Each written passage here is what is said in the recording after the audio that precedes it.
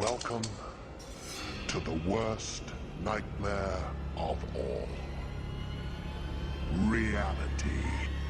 Explore the lesser-known stories of our unknown world. Join the pursuit of the paranormal with Ash and Greg.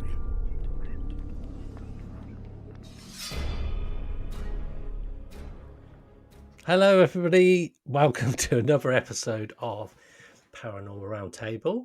I'm Greg from Pursuit of the Paranormal. We're joined by Michael from Paramike, Michaela from Paranormal or What podcast, Hello.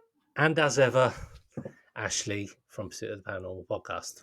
Good evening, Gregory. Sunday names. Yeah, that isn't actually my name. Nobody believes it, but it's not actually my name. It's not on a passport. It's not on a driving license. Nowhere. Not even on Gregor? birth certificate. No, just Greg. Gregor. Russian? Wow, there's something I need to tell you. Yes. How are we all? Yeah, good. Awesome. Yeah. All Sure, okay. Yeah. everybody Sorry, sure? I wasn't trying to jump in front of people because I normally have a habit of talking over people. So I was I like, do that. I'll wait for everyone else. I know I do that as well. And I listen back to podcasts on it. Next time I'm not going to do that. And then there I am cutting in. So I do So- apologise. Sat there cringing at myself over doing it. Yeah. So there's the four of us today, and we are going to talk about what makes a location haunted. And we'll talk around that. And Michaela is going to talk around a recent investigation that she's been on. So, and what happened on that. We don't even know yet because we haven't even talked about it. We're going to talk about it as it happens. So that'll be cool. That'll be cool. So before we do, what do we think makes a haunted location?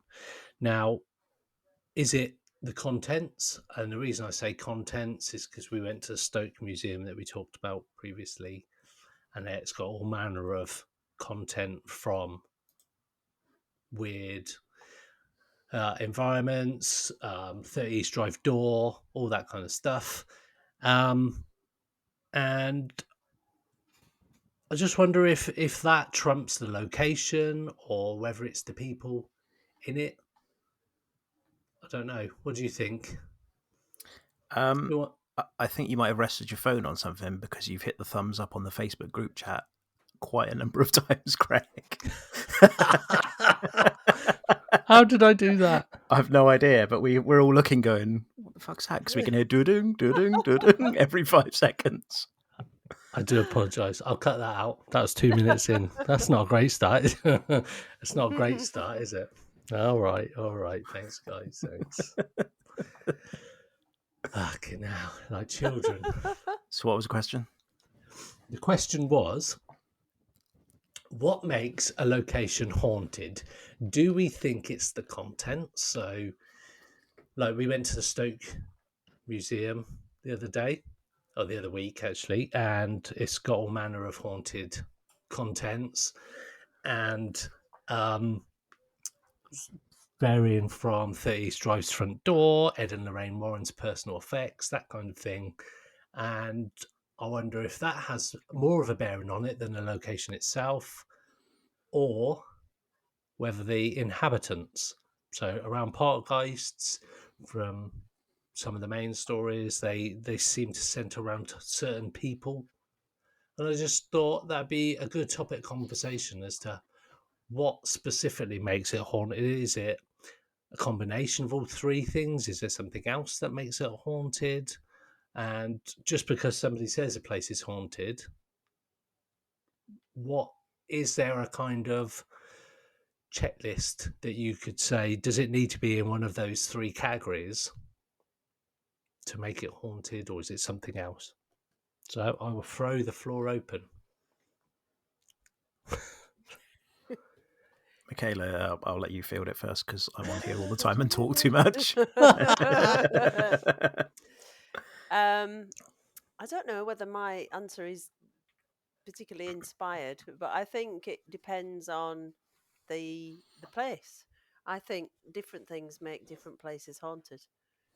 I think that obviously there could be residual hauntings, which are maybe in the fabric of the building. There could be entities that follow people around. There could be something on the land. So regardless of what the structure of the house is, maybe it's the land that's haunted. So I'm a short answer would be I think it depends on each different case. I don't think that you could set up a sort of general list for Yeah. what makes something haunted. And there might be a haunted object in there. I know some people don't really believe that.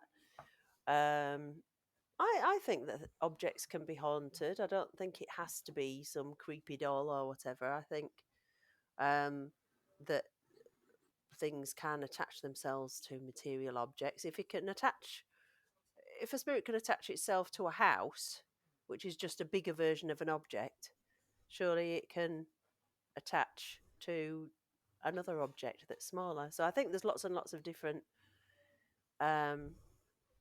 You'd have to sort of do it on a case by case scenario, really.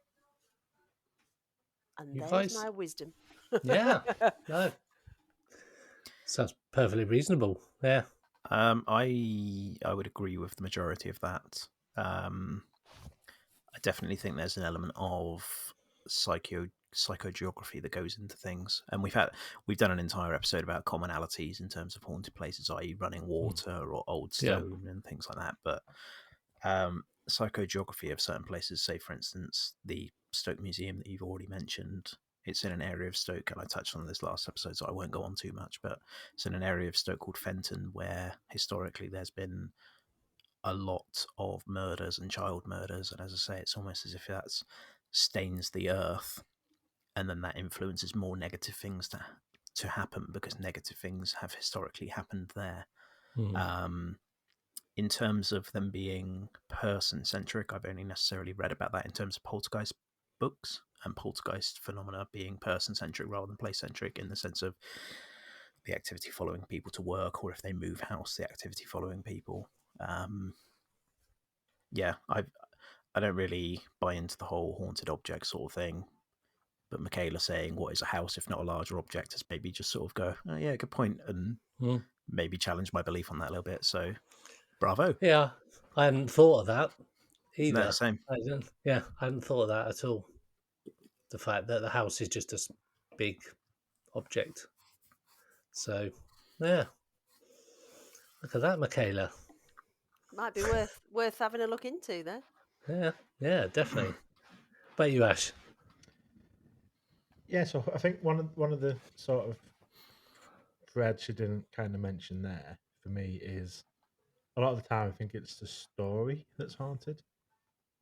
So there'll be initial story or incident that's happened, then that incident gets marketed, pushed, retold over and over and over. Like sort of takes a life of its own. And people are expecting things to happen because it's happened in the past. So it could be nothing at that location that's actually happened or been haunted, because the story has just grown. And I mean, we all know places that maybe just a load of shit and it's just all for making money, where people just, it's the story that's haunted rather than the actual location. Kind of on the kind of skeptical side of it, I guess. In terms of actually haunted stuff, I mean, yeah, like Michaela said, it's probably case specific. You've got, like, we talk a lot about land, and the land being, something's happening on that land, a lot of negative energy, or energy in general, gets sort of kept there, and that energy then feeds into things happening. So whether it's just that's the land side of it, which I think for me, when we've been to places, I think it has been more of the location itself rather than objects or people. I think it has been the place. Like we've been to Cannock Chase, my basement, Yo King's Head, Stoke Museum. I think There's so many jokes we can say about your basement, Ash. But there we go. But I think personally, of all the places that I've been, it seems to be the location is the reason for stuff that happens, not any particular object or people that are in there. Okay, so we all, well, Mike and Ash talking about that, but we went to Stoke Museum, and that is basing itself on the fact that it's got loads of haunted objects, and we had interesting experiences in there. So, are you saying that potentially it's not anything to do with those objects, and it's the building itself? Because if that's the case, I know some weird shit's happened in that building, but what's the point of having all these haunted objects as such, or these weird dark objects, if they serve no purpose? I think the first point, like Mike said, that area of Stoke where there's been lots of child murders, weird stuff happening. That's surely got to be the area, the land, rather than not even the building. Obviously, bigger than the building itself. The whole area, and the objects in there. I mean, it adds to. I mean, it's a museum. Like you have a museum of dinosaurs. You have dinosaurs, so it is like their their day job as a museum is obviously the museum. You can go and see these objects. Yeah, Yeah, they got yeah. like the door from 30 Years Drive, all this Ed and Lorraine Warren stuff that's in there, which is cool. Yeah. But I just think they might be haunted. I think from my own experience, it's just been more the location rather than haunted objects. And having that stuff in there is cool to see, and it could add to it. Yeah. Just to interject on that as well, I believe there are documented like murders inside of the Stoke Museum, so it's not as if things haven't happened there. Yeah. And also, I'm pretty sure I said on a previous episode, maybe it's a combination of haunted building plus a bunch of haunted items, and they just bounce off each other constantly and just essentially set each other off. You know what I mean? We spoke to a lady called Nikki McCarty on an episode age ago, Wicked Nikki. That's her handle on Instagram or TikTok, one or two. And she actually talked about the Earth being unwell at one point. That stuck with me quite a lot. And I was thinking, that seems like, I think, so for example, if you watch the film Poltergeist, the original one, and they have these experiences based on the fact that this housing estate was built on an Indian burial ground or Native American burial ground. And Pet Cemetery, the story of Pet Cemetery is that things were taken dead into this American Indian burial ground and they come back. So I don't know if the ground has a lot to do with it. With the location, like you mentioned, Michaela, the location of the wherever it is may be on some unwell land or some land that's had trauma in the past, that kind of thing. Because you do see stories. We spoke to John Edmonds at Stardust Ranch, and he claimed to have seen Romans walking through his living room. And I just wonder what even that means. Is that some kind of residual haunting from something that was on the land? But I don't know if the Romans ever went to I was America. going to say, did the Romans didn't go to America? No, they didn't. So it's just like, I don't know how that's explained. Just all sorts of stuff like that. But then I don't know. I mean, the people thing, the people being haunted as such, there's a lot of poltergeist cases, or predominantly the poltergeist cases all centre around a person in a particular household, the family.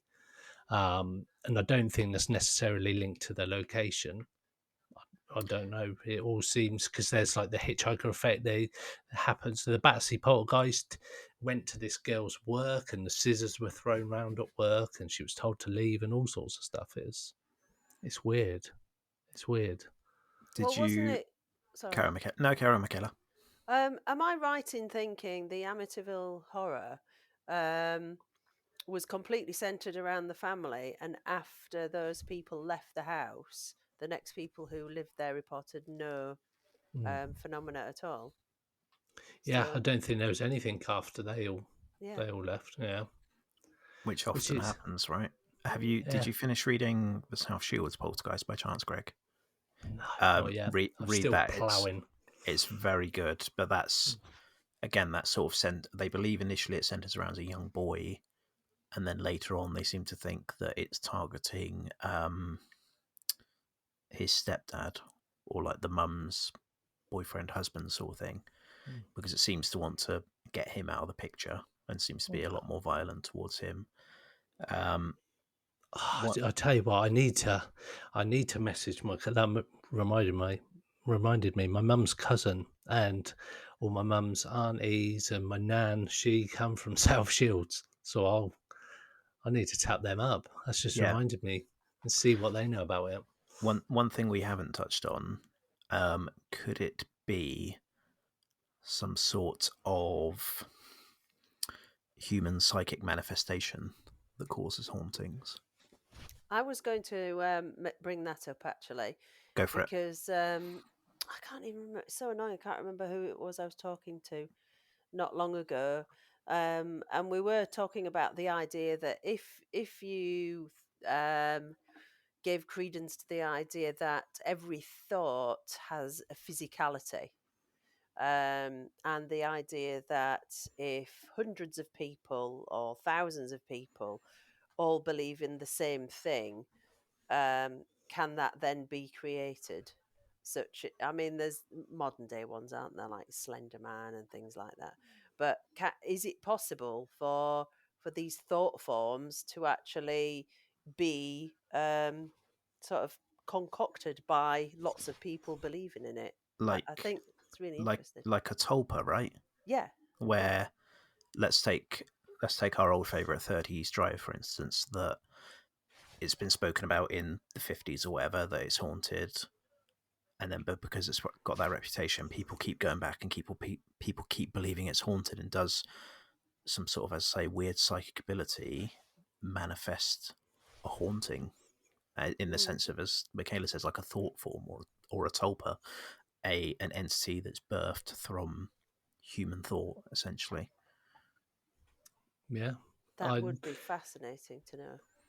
you get cases of like a mass hysteria that causes group um, like things to happen to large groups of people. We've spoken to one guy, and he was talking about like there was these mass faintings and Yeah, such like Nottingham. in Nottingham, yeah, and they couldn't find any reason for it.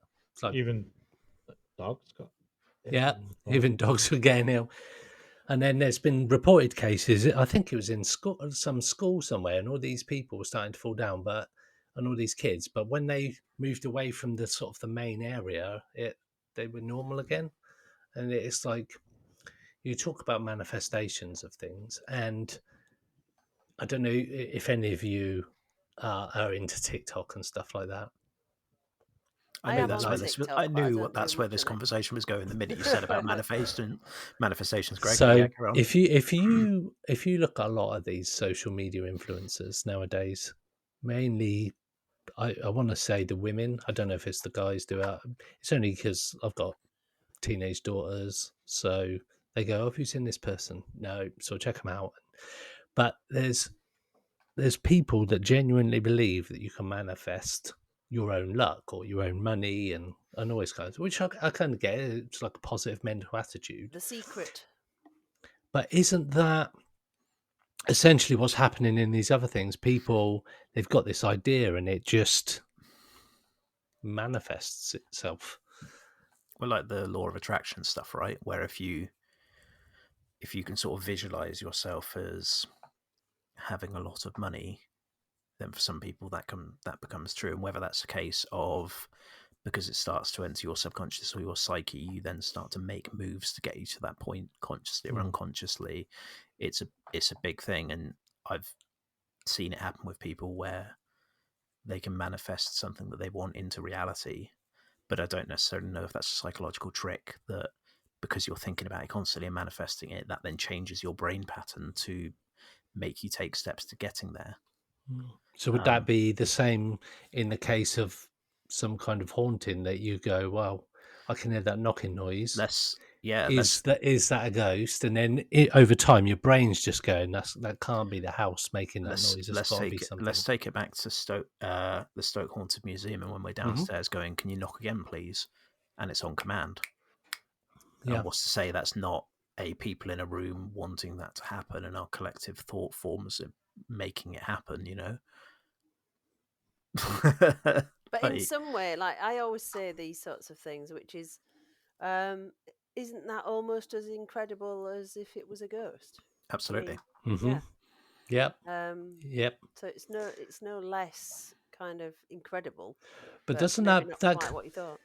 doesn't that sort of come to same with my haunted hotel? Everybody's in these rooms going, "Can you make a noise? Can you knock on a wall?" And that many people, and that was suggested when we spoke to the girls from to investigate. They were talking about the fact that is it because over the years at these kind of locations that people have sort of said, "Can you knock on the wall? Can you knock? Can you tap?" That kind of thing. That it's become a thing.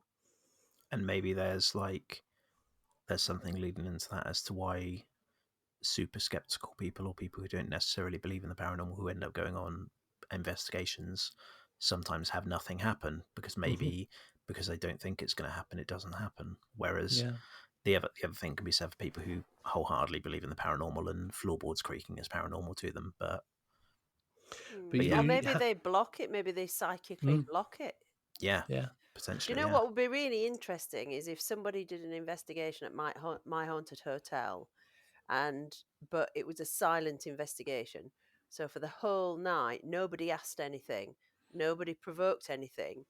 People just observed what, if anything, happened. That would be really interesting, actually. Yeah, absolutely. And unfortunately, I've not really done it, but I've toyed with the idea of, I think I might mention this before, going on an investigation and not actually doing any calling out. Yeah, just all having a during the night. chat as normal. Just having a chat and just, oh yeah, how you doing?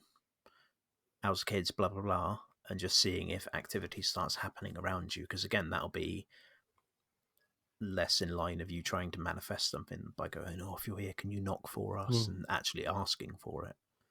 But would that mean then that it's some kind of sentient entity? Because it's got, if it starts to try and attract your attention, that means it's got some kind of intelligence. You'd have to try and ascertain if it would be residual order intelligent, though, right? But if in that instance, if it's purposely knocking or making things happen around you just because you're there,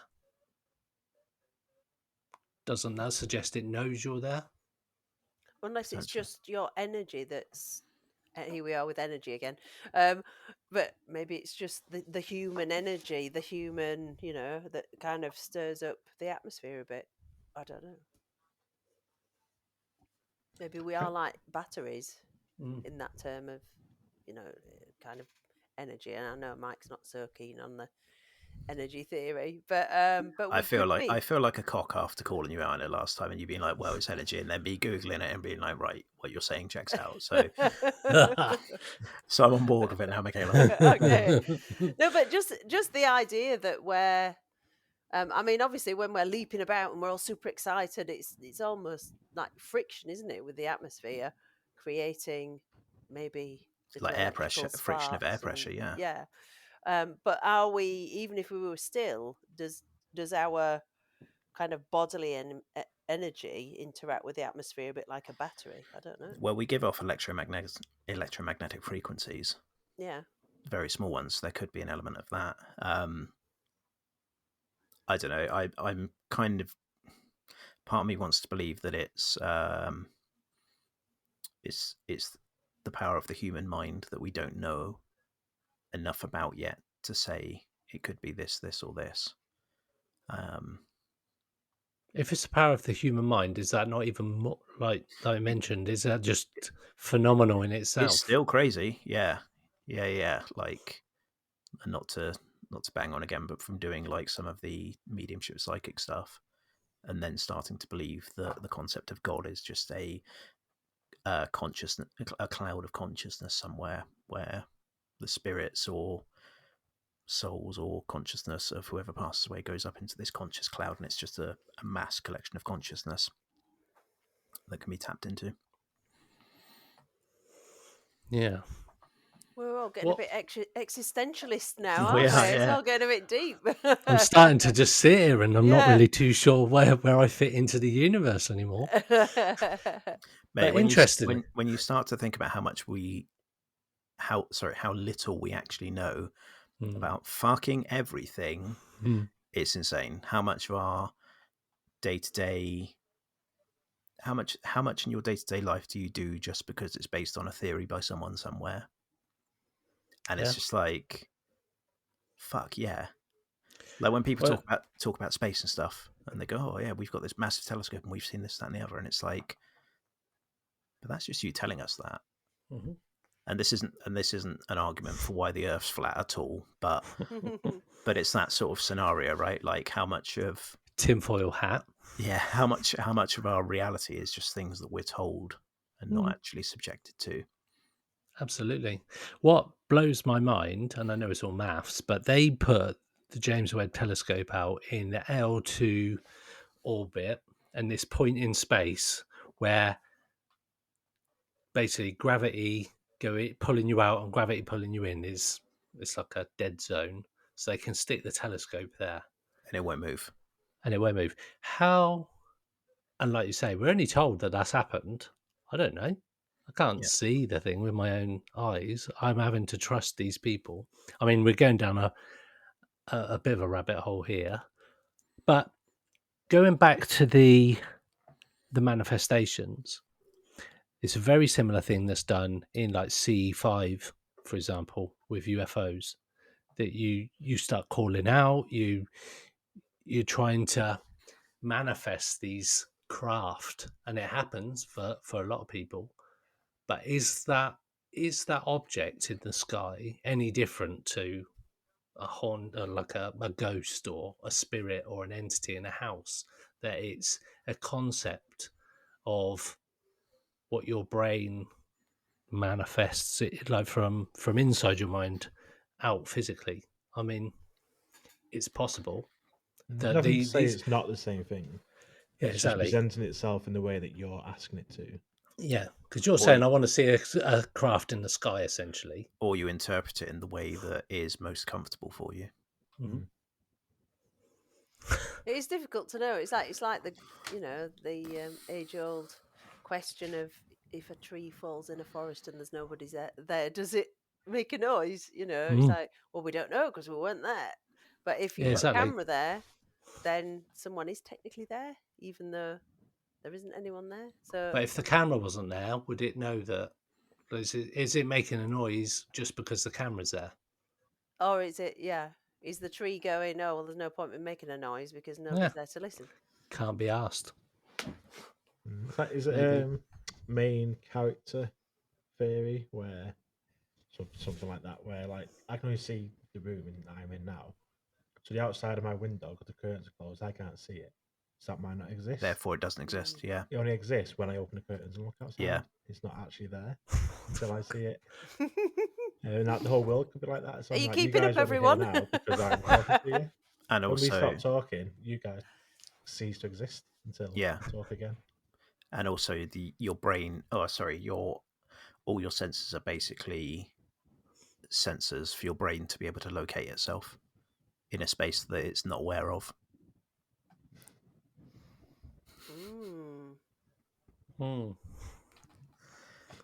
Wow. Because you know what I mean, like, and That's it. It goes back to Schrodinger's cat, then. Really, I was going to mention that as well. Like, both possibilities are correct because you don't know either way. Till you open that box, you don't know if the cat is either dead or alive. So technically, it's both at the same time. Yeah. Which is mental to think about. And I try to explain that to my kids, and they're like, well, it's got to be one of them. I said, it is one of them, but it's also both of them at the same time. Yeah. Because until the box is open, it's both. I tried having this conversation with Patsy, who wholeheartedly believes in ghosts, and I was like, "Well, do you believe in God?" She goes, "No." I was like, "But the probability of them, or they're both equally as likely as each other." And she was like, "No, it can't be. No, ghosts are definitely more likely to be real than God." And I'm like, "No. We can't prove them either way. They're both equally likely. Both equally likely the same value. Like, Yeah, we don't know. Therefore, it's crazy, isn't it? We're mad. going super deep for I know. a Tuesday. Wow. It's good, man. Mind-boggling. It's because we had a bank holiday, that's why. Yeah, we've had an extra day to sit in our own thoughts and be Mike like, didn't even know what the day was earlier. "Yeah, mate." Oh, it's Tuesday today, yeah. I was like, "Fucking hell." but, but it's true, though. It is a lot of it, essentially, created by the mind. I think that's it in a nutshell, isn't it? And a lot of hauntings can be put down. The people are just interpreting what they see and what they hear as something paranormal. And you see it across Facebook and social media a lot. The people going, "But I've seen this and this. I caught this on camera." And it's like it's just the way the light reflects off Yeah. the back of your iPhone. Or you say to somebody, "Did you take it on an iPhone?" They go, "Yeah, why?" How did I know that? Because that anomaly comes up It's comes up everywhere. like that in an iPhone. I have to say though, it is down to interpretation. I was sat one of my favourite kind of ridiculous programs are one of my favourite programs, which I like to watch with my youngest son because it's the only thing he'll watch with me to do with the paranormal, and it's ridiculous. It's well, there's two. There's the American one, Paranormal Caught on Camera, and the British one, An Explained Caught on Camera. And I cannot get enough of those I programs love them. because I I love sit them. there. And we were talking about the fact that it's all based on your own interpretation because I sit there and I go, oh, that's ridiculous. That's not a UFO. That's, some light in the sky. That's not a UFO. That's a meteor. It's plainly a meteor going across the sky. That's not a ghost. It's plainly blah blah blah blah blah. And then the next one will come and I'll go, oh no, that's real. That's definitely real. Oh my goodness, that's really freaky. And and then afterwards, if I was thinking about it sort of sensibly, it's like I have no idea what's real and what's not because I wasn't there filming those things. Um, but yet some of them I'd sort of put money on them being real, and some of them I'm sort of going, oh, don't be ridiculous.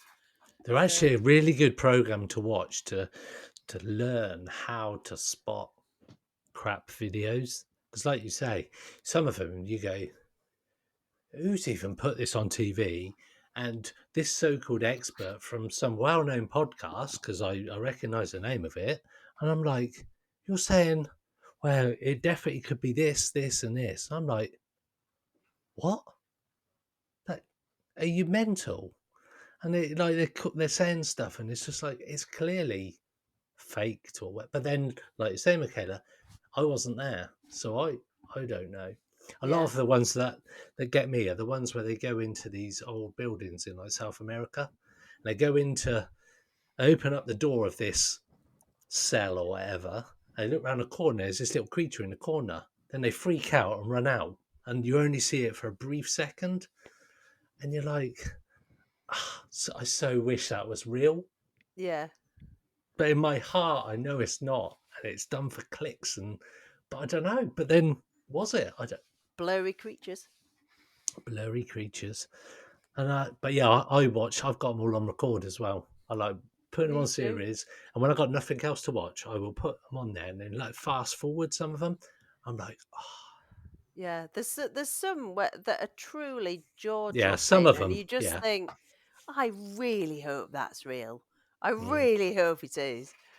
But of course, you never know. absolutely, absolutely. So, Michaela, you recently went somewhere and had an investigation that we haven't even spoken about. That's Um, right. Well, let's talk about it. Let's talk about it. I hope my group don't mind me talking about it, but I know that they will be. The Other Realm, I went down to Salisbury with The Other Realm. Please check out their Facebook page because they put, and their YouTube, they're going to put a video footage up of what happened to us there. And it was very interesting. It's a place called the Old Castle Cottage in Wiltshire. And it's a very old cottage. I think it's 16th century, I want to say. And it's built in the grounds of an old castle, which is no longer there, but the moat still stands around where the castle used to be. Now, I don't want to say that there is stuff here and there isn't stuff there, because I'm sure that every time people go, they have different experiences. We didn't get anything at the castle, but we got quite a few things in the cottage. And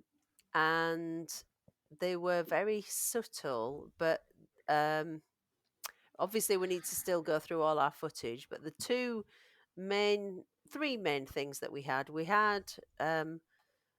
the sounds of people walking across the floorboards on the first floor when we were on the ground floor. That happened twice. We Okay. had a couple of really good EVPs. One where someone said the name of the person who was talking to the spirits. And as she was saying at the end of recording, it said her name over her voice. So that was Wow. quite whoa. That really freaked her out. But the main thing, it happened right at the beginning, before we got the cameras set up, before we got the voice recorders recording. So we've only got our own ears to sort of go back on. And that was the sound of a lady humming. And it was the sort of mindless humming that you might do when you're doing quite a boring job. So I don't know if any of you are prone to dusting or, sweeping or that, but that sort of sort of. Okay. And we were sat in the kitchen, and I turned round to one of the other people and looked at her as if to say, "Can you hear that?" And she looked at me, and then we both looked into the hallway. And there was someone else in the living room, and we shouted out, "Were you humming?" She was like, "No." So then we went round everybody. There was somebody outside, but there was no one in the corridor, and it was definitely humming. So Oh, yeah, wow. make of that what you will. But we didn't get any Interesting. responses. Everything was all audio that we had. Yeah. So maybe it could just be residual, because it seemed to be kind of happening regardless of what we were doing. Okay. The footsteps is an interesting one then, because, like, I suppose you could put one particular noise down as like a building sound, a creak or something like that. But Yeah. footsteps is there's quite a distinctive motion and the sound. Like we heard footsteps, and you can't really dismiss those as anything other than what they kind of are, Yeah. can you? Because it's repeated, isn't it? It's Mm. not just one Yeah. noise, excuse me. It was all the way across the floor. And the only thing, because we had it again right at the end of the night, so it was about 3 o'clock in the morning. And the only thing that we wondered, we couldn't tell for the first set, but the second set was above the living room. Now, there are two cottages joined together. So we wondered whether someone was going to the loo in the cottage next door, and the floorboards might span the entire top floor. And I know Yeah. that does happen a lot in old houses, that if somebody walks in their cottage, then your floorboards Mm. creak because they're all connected. Yeah. So that could be a possible explanation for that. Because that's quite, not to keep going on about the haunted hotel, but you could see why in older buildings that people hear stuff, quite innocent stuff, and can be quite weird. And like you say, old buildings where they sort of span across multiple buildings.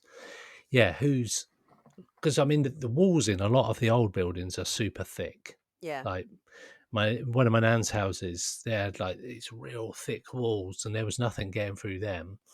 But upstairs and some of the floorboards, you could hear a mouse sort of walk across it because they were so squeaky and stuff like that. Yeah. So Oh, it's interesting with the old buildings that plays a big part. And I wonder if certain types of hauntings of old buildings are just people not understanding how the building sounds. yeah. One of the things that we weren't sure whether we managed to sort of debunk it in the end due to faulty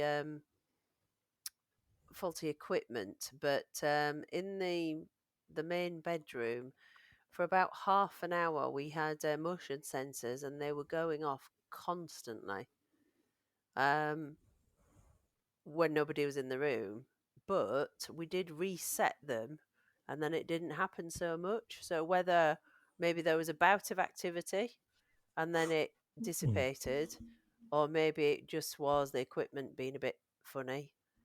But a lot of things, it's well worth going. It's not scary, it's just odd. It's like things were constantly happening in a different room to what you were in. So much so that you'd sort of be second guessing yourself, going, "Did I just hear that?" Like with the humming, everybody going, "Did everybody hear that humming?" And then you sort of going, "We did hear that humming, didn't we?" But it wasn't something that you could kind of catch. It was kind of it was always out of reach, which kind of made it more fascinating in a way. It's like So a horror film. yeah, but yeah, a kind of unspooky horror film in a way, except for the talking on the EVP. That was a bit freaky. But you're going there, Mike, aren't you? Is that right? Yeah, December with the events company. I go to a lot of events with Everglow. They're doing sort of a private team event there in December. I think every December they'll do like a Christmas team event. Yeah. Do you Last know year it was why they decided to go there? um yeah. I don't think I'm at liberty to talk about it on this podcast. Oh, right, okay. It's nothing sinister, but yeah.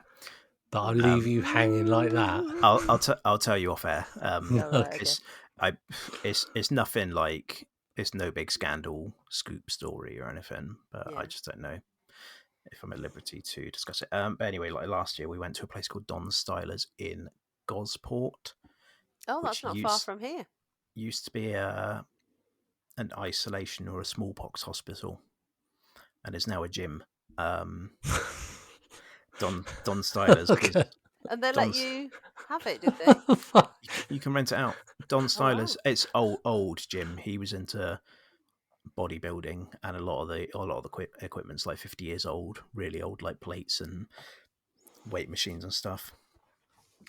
I'm but only yeah, laughing because you said it was like a smallpox place, and now all of a sudden it's like this gym. yeah, And I just yeah. Honestly, imagine I can see both images in my head, and it wasn't mate, quite.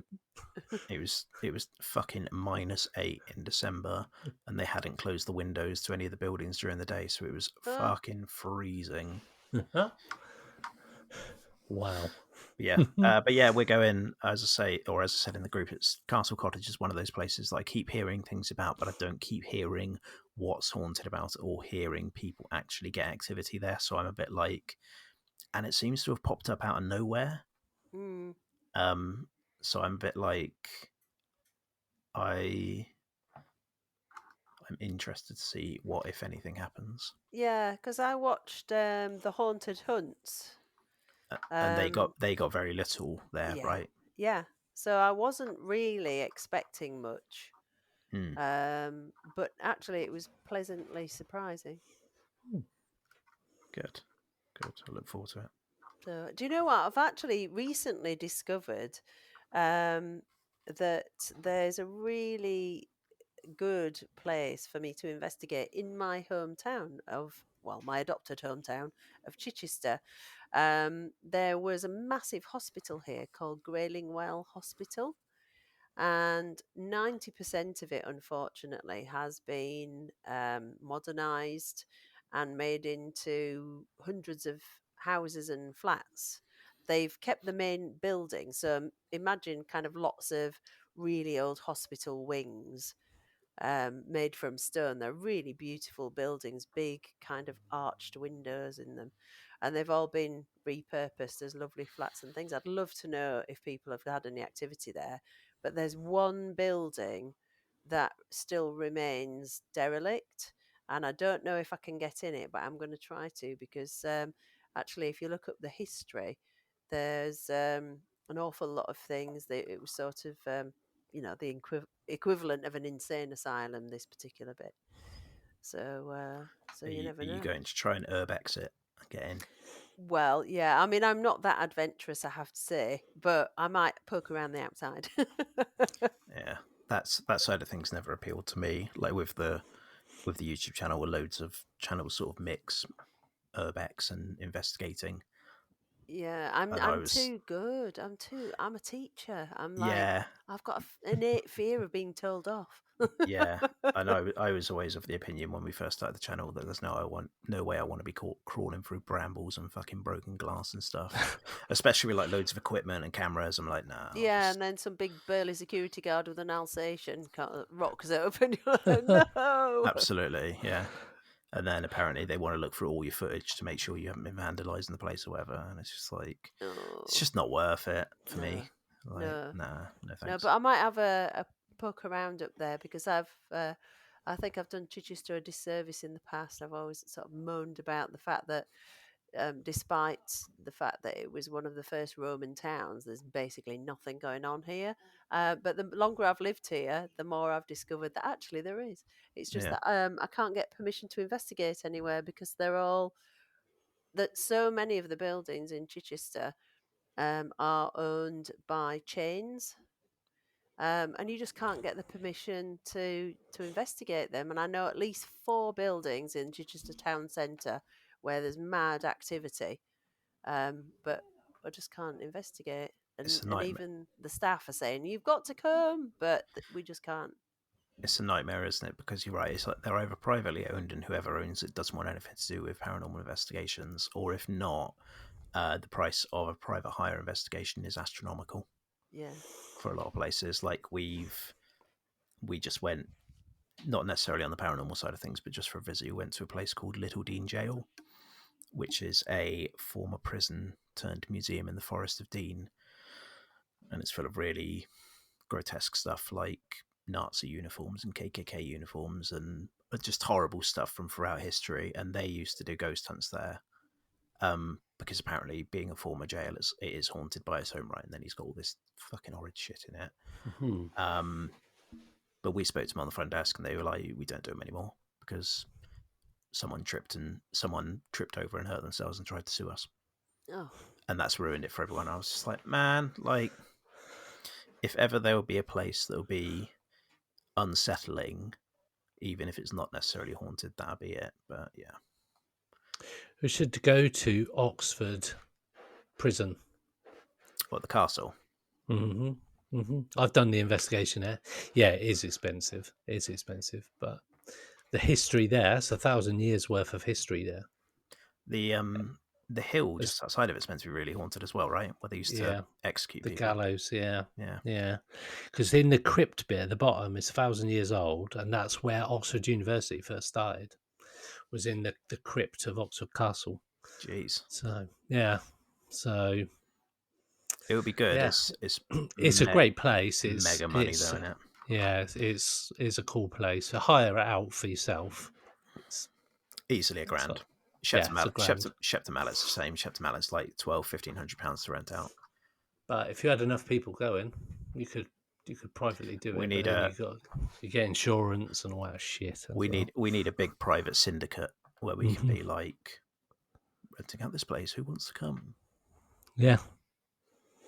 But yeah, even so, like, even you kind of look at that, and let's say, for instance, if you wanted to private hire Shepton Mallet Prison for £1,200 with a group of people to privately investigate it, and yeah, it'd be an experience. It's not like a public event where you're ever going to attempt to earn a bit of that money back. It's just like, Yeah, it's just everybody investing in a night out, and which potentially nothing may happen. Mm. What downer way to look at paranormal investigating? Fucking hell. But the thing is, over the last few years, people have seen the paranormal as a way to make money. Yeah, Definitely, absolutely. and a lot of groups like spring up and they go, "Yeah, we'll do a paranormal hunt at this place," and it's like, fucking hell, you're charging that amount per person when I know how much it is to hire the place, Yeah. and there's like 40 people there, and you're like, really, at like 60-70 quid a person, Oxford Prison, at like 40 odd people, somebody's making a lot of money that night. I'm sure, and most of the people who work for events companies are volunteers. Yes, yeah, doing it because they get a free night out, basically. Yeah, because I get to do a free ghost hunt and just for Yeah. the love of it. Yeah, I'm sure I've calculated an event where there was like 30 people. It was like £1,000 in total for like how much people are paid. I think it must have been the Skirrid actually. I'm sure I calculated the Skirrid was like £1,000 just from people sat in that room, and I was like, fuck me.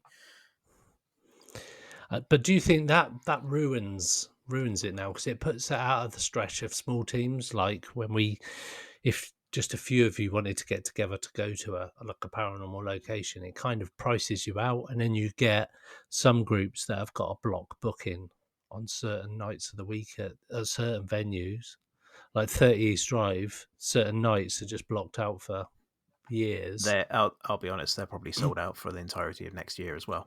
Yeah. Well, Like- they're definitely sold out every Friday and Saturday next year because we looked into it.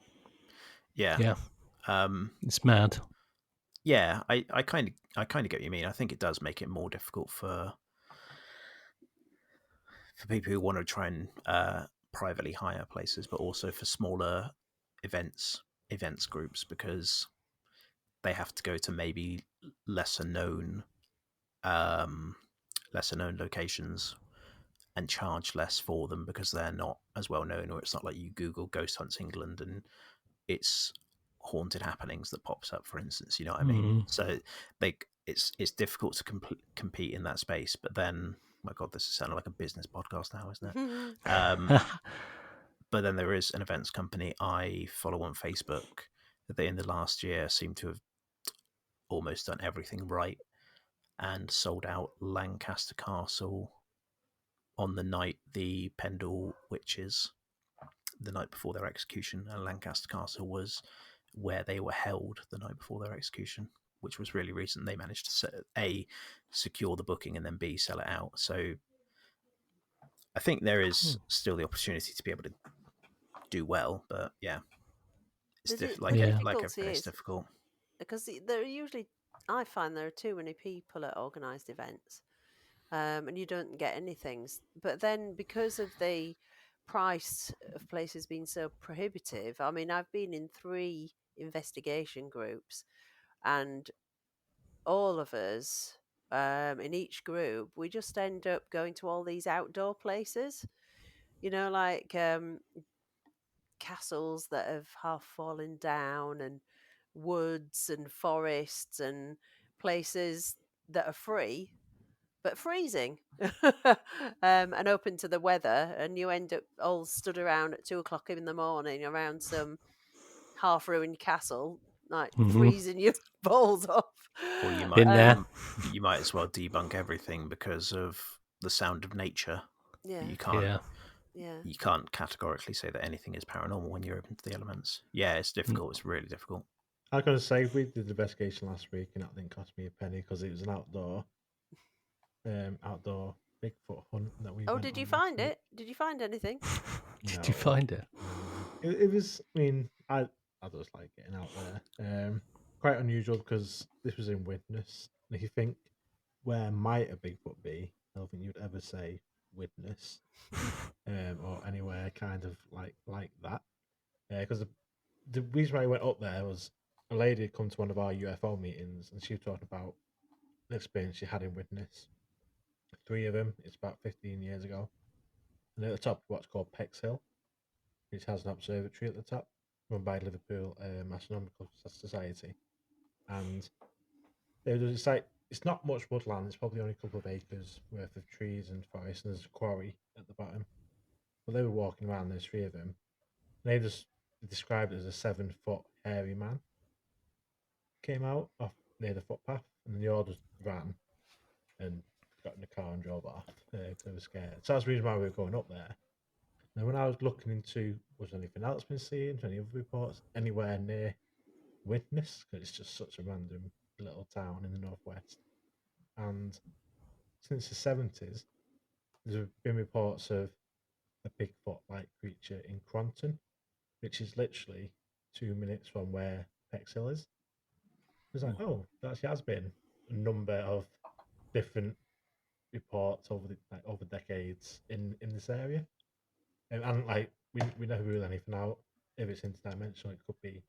Might not need the massive open spaces. Don't know what it is. So we went. Nothing much happened. It's always good to be outside doing this stuff. For me, I think there's just too many people with us, and too many people just talking. You couldn't really hear anything if you were trying to listen because people were just talking. Although towards the end, this is where it got a bit interesting towards the end. Because we sort of walked down to the bottom where the quarry is, and we're walking back up the hill, and we're just going in different areas where it's like a bit of a clearing or a build up of trees. And we could hear a thumping noise. It's like a noise when like you bounce a football, like a foof, foof, as you're bouncing a football.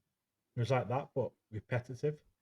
It sounded like it's coming from near the car park area. Bear in mind, this is about 1 o'clock in the morning.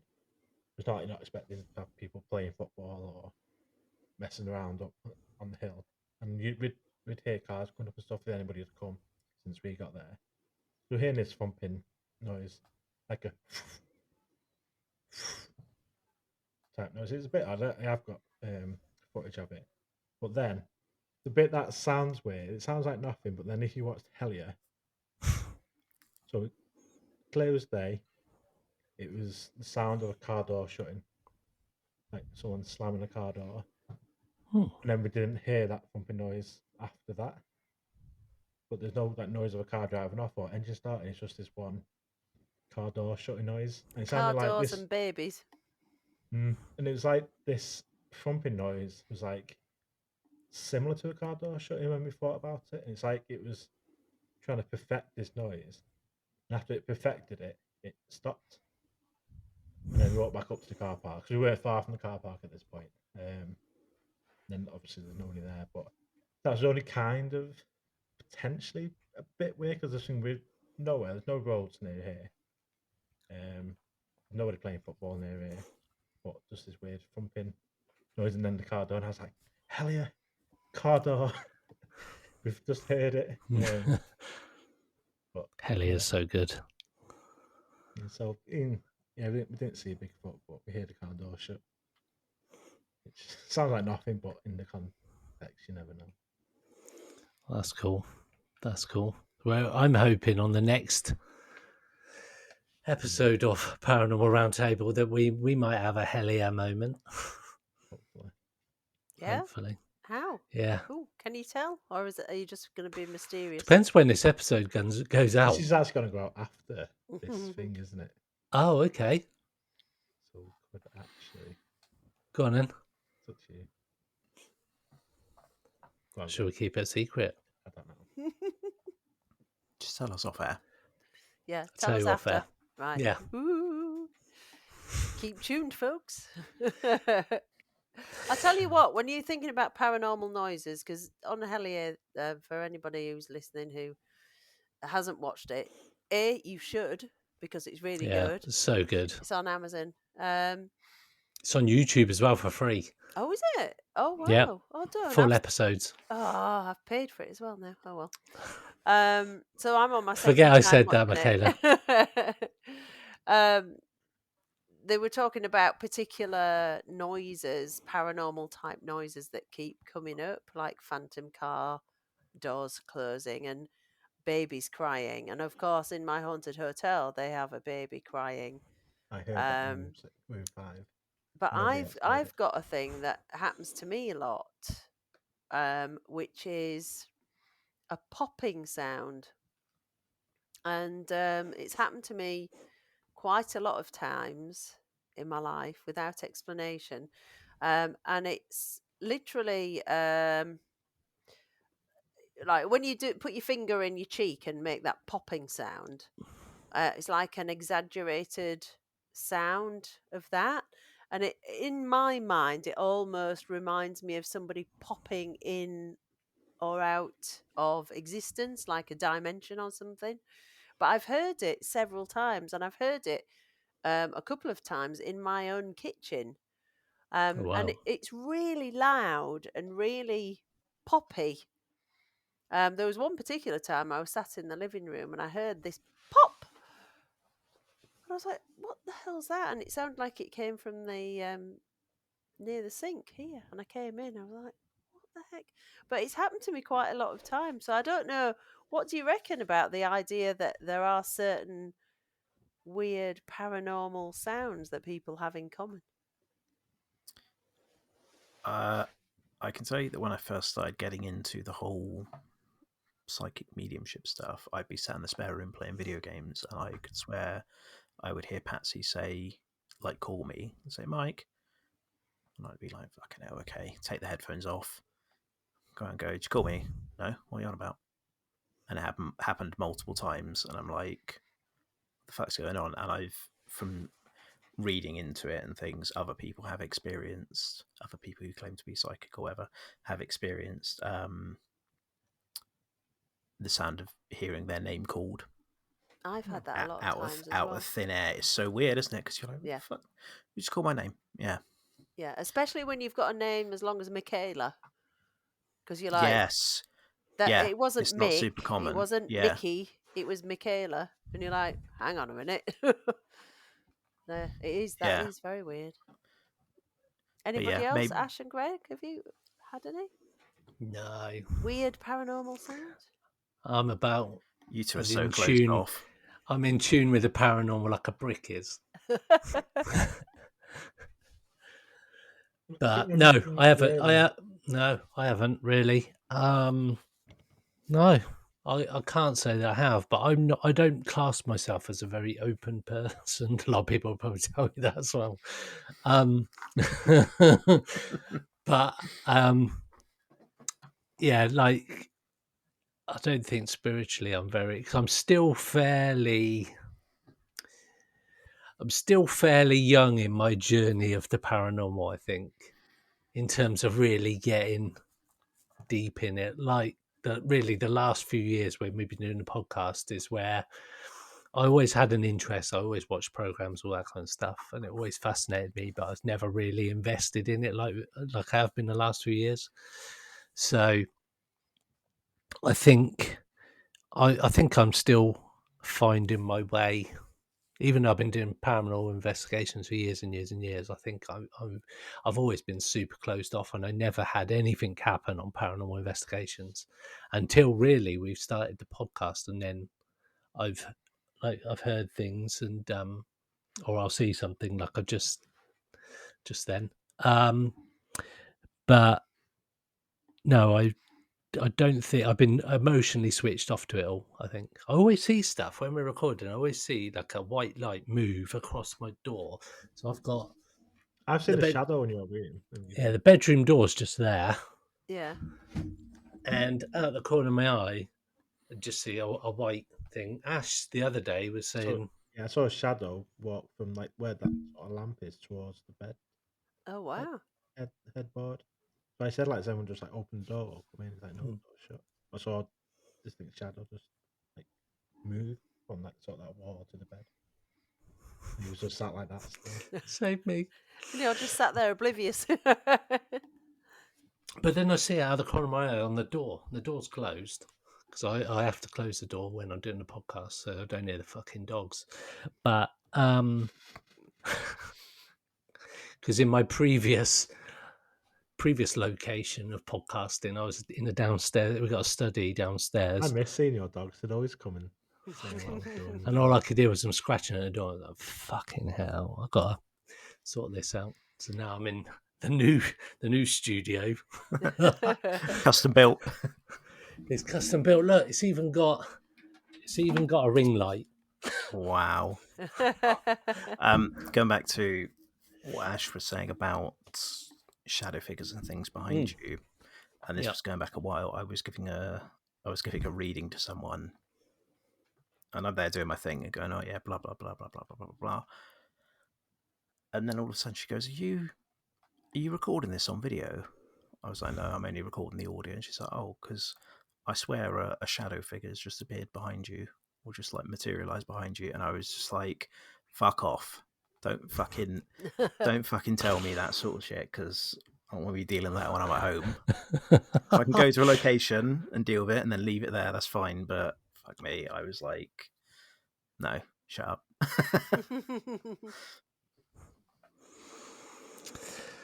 Wow, seems like a good place to park then for this episode. Yeah, I think we've done really well, guys. We've been everywhere. We've even touched C5, which is And Bigfoot. Yeah. Wow. And even tied that into Helia. So, like Michaela said, if you haven't seen Helia, it's well worth a watch. I'm on end of episode 5, I think, at the moment. So I've still got a little bit to go. But I think it was John Keel, is it? When he's the one that sort of first talked about like the baby crying and the car door slamming. Yeah. It's like noises that would get your attention. Yeah. When you hear a baby crying, the human instinct is to go to it and help. Yeah. So that's why they do it, to kind of attract you in. And car door's kind of a bit different, but very random. Say that a car door is like noise. It's why cats mimic, like cats' cries are to mimic babies' cries, aren't they? Is You've it? not heard this? I've heard I that thought you were going to apparently. say cats mimic car doors closing. I was kind of like, "Ooh, this is interesting." In the corner. But yeah, apparently cats meowing is to try and mimic babies crying as much as possible. So people go, I guess, back in times when cats started to become domesticated, people go, "Oh my god, there's a baby crying, where's that?" And it's just a cat. They're going, "Meow, feed me." Apparently so. I could be talking they are out my cunning arse. little creatures, aren't they? That's one word for them. Yeah, I hate cats. Yeah, shit. I hate them. The I like teenagers cats, of the but I'm animal world. allergic to them, so I can't go near them. Yeah, I'm allergic to them. I just fucking hate them. Yeah. Allergic by choice. Yeah. Anyway, guys, so thank you very much for your input this month. And we'll meet again, and hopefully we've got something very interesting to speak to you about next month. But yeah, thanks for joining us, and everybody's links will be in the show notes as always. And yeah, see you guys next month. Yeah. See you later. See you later. Bye. Bye. Pursuit of the Paranormal with Ash and Greg.